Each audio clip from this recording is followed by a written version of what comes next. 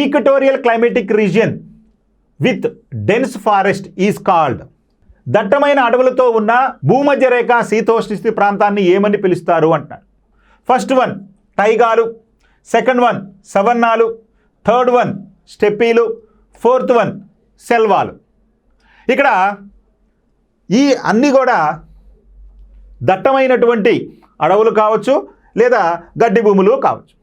అయితే వీటిలో దట్టమైనటువంటి అడవులతో ఉన్న భూమధ్య రేఖ శీతోష్ణ ప్రాంతం ఏది? భూమధ్య రేఖ శీతోష్ణ ప్రాంతం.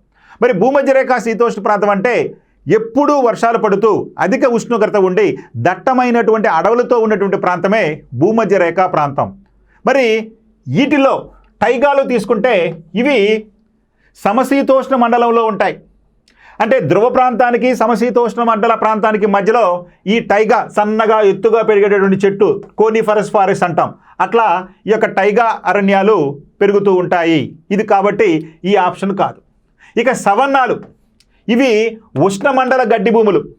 భూమధ్య రేఖ అడవులను దాటుకొని ఈ యొక్క సమశీతోష్ణ మండల గడ్డి భూములకు మధ్యలో ఉన్నటువంటి గడ్డి మైదానాలనే మనకి సవన్నాలు అంటారు. ఇవి ఆఫ్రికాలో ఎక్కువగా విస్తరించి ఉన్నాయి సవన్నా గడ్డి భూములు. వీటిని సోడాన్ గడ్డి భూములను కూడా పిలుస్తారు. ఇక మూడోది స్టెప్పీలు. ఇవి కూడా ప్రపంచంలో ప్రసిద్ధి చెందినటువంటి గడ్డి భూములు. అయితే ఈ గడ్డి భూములు సమశీతోష్ణ మండల గడ్డి భూములు.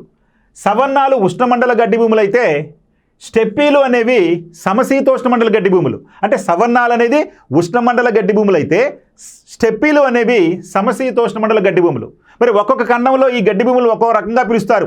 ఉత్తర అమెరికాలో ప్రైరీలు అంటారు, దక్షిణ అమెరికాలో మనకి పంపాలు అంటారు, అదేవిధంగా ఐరోపాలో లేదా యురేషియాలో స్టెప్పీలు అంటారు, ఇక ఆస్ట్రేలియాలో డౌన్లు అంటారు, దక్షిణాఫ్రికా దేశంలో మనకి వెల్డులు అని పిలుస్తారు.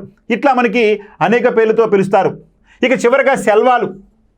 ఈ సెల్వాలే దట్టమైనటువంటి ఉష్ణమండల అరణ్యాల కిందకి వస్తాయి, భూమధ్య రేఖ అరణ్యాల కిందకి వస్తాయి. సో కాబట్టి ఇక్కడ ఇచ్చినటువంటి ఆప్షన్స్లో రైట్ ఆప్షన్ తీసుకుంటే సెల్వాలు.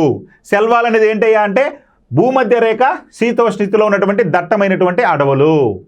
ఇవి ఎక్కువగా దక్షిణ అమెరికా ఖండంలోను మరియు ఆఫ్రికా ఖండంలోనూ విస్తరించి ఉన్నాయి.